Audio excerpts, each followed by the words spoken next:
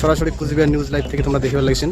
তো এই মুহূর্তে দক্ষিণ দিনাজপুরে গঙ্গারামপুর স্টেশনত প্রচুর মানুষের সমাগম। তো আমরা শুনি নেব যে এই মানুষগুলো কোন জায়গায় যাবার লাগছে।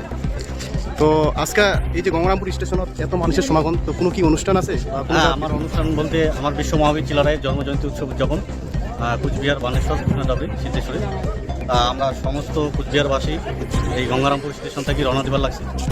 এটি থেকে সরাসরি শিলিগুড়ির থেকে কুচবিহার আমরা যাবার লাগছে সবাই। আচ্ছা, কোন জায়গা এটা? এটা নিউ কুচবিহার নামার পরে নিউ বানেশ্বর রেল স্টেশনের পাশে কৃষ্ণারডাঙ্গা সিদ্ধেশ্বরীর মাঠ। বিশ্ব মহাবীর চিলারায় প্রোগ্রাম তো। আচ্ছা, তো এই মোটামুটি আজই কতগুলো মানুষই যাবার ধরছেন তোমরা?